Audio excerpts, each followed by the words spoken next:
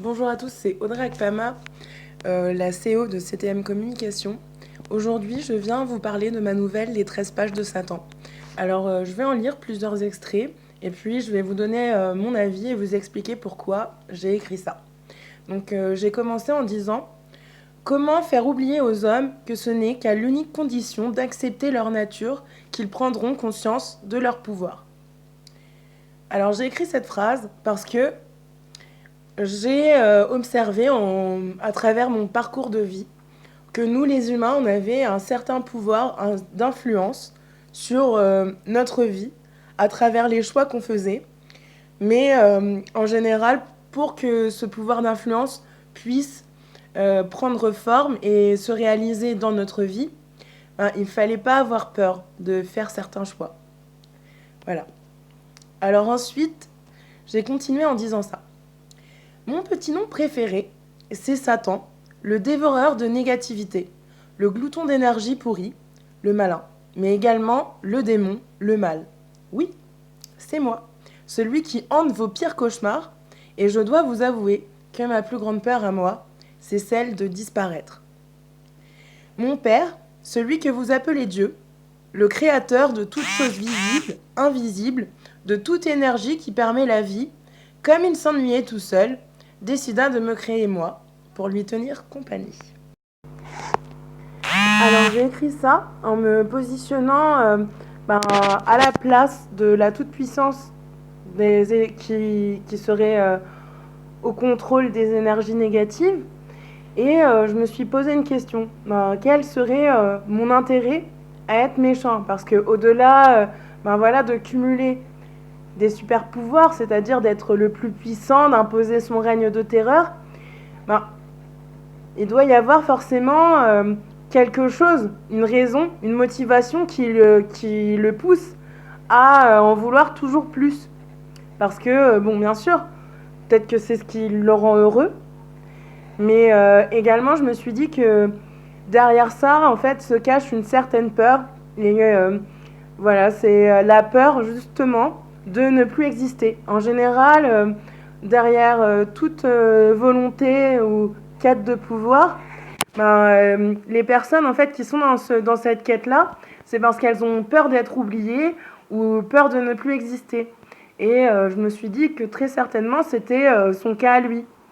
Donc d'ailleurs, on m'a souvent posé des questions en fait par rapport à ma nouvelle, en me disant c'est bizarre, ton récit est très vrai en tout cas, il correspond à ce que les satanistes, à la représentation de Satan selon les satanistes, mais pourtant on n'y retrouve pas de haine ou de mal, c'est pas un récit sombre.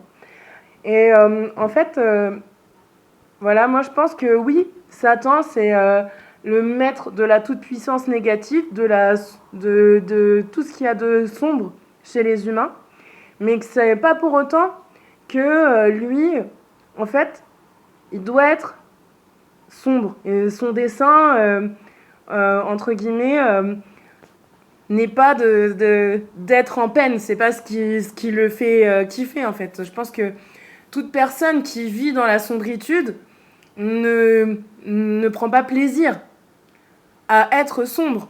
C'est plus à travers plusieurs traumatismes, à travers des histoires de vie difficiles que les personnes elles se tournent vers leur côté sombre. C'est pas enfin quand tu nais, voilà, tu te dis pas ouais chouette, je kiffe faire du mal, je kiffe faire souffrir les gens, je kiffe je sais pas, plein de choses, tout ce qui est mal quoi.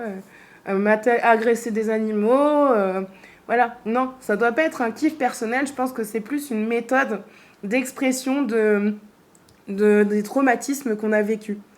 Et moi, je pense pas que Satan il soit traumatisé de quelque chose, non. Je pense plutôt qu'il a peur. Il a peur, justement, qu'on oublie de servir à rien, en fait. Il a peur que son utilité sur Terre soit obsolète. Voilà. Il a peur de perdre, on va dire ça, l'influence qu'il a, bah, comme tout le monde en fait, d'être oublié, d'être mis aux oubliettes. Et moi, c'est à travers cette peur-là que, enfin, c'est à travers cette vision-là du mal absolu que j'ai développé ma nouvelle en entier.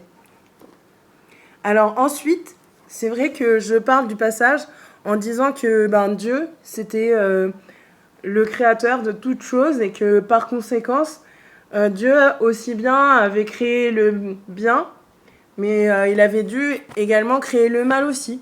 C'était pas forcément, comment dire, c'était pas forcément, euh, c'était pas forcément contre l'humanité, contre sa propre création, qu'il avait créé ben, des énergies négatives. C'était plus pour créer un équilibre à chaque chose et rendre le parcours d'humain, notre parcours à nous, euh, lui donner, pardon, une importance, quoi, qu'on rencontre des difficultés, qu'on serve à quelque chose, entre guillemets, parce que si on est là sur Terre, on est tout le temps heureux, entre guillemets, on est tout le temps en paradis, c'est bien, mais il se passe rien, quoi. Il n'y a pas d'aventure, il y a pas, on ressent pas plus de bonheur parce que justement on n'a jamais connu le malheur, donc on peut pas calibrer, on peut pas se dire oui voilà, ça y est, c'est ça le bonheur, c'est ça que je veux, parce que on ne sait pas ce qu'on veut en fait, on est là,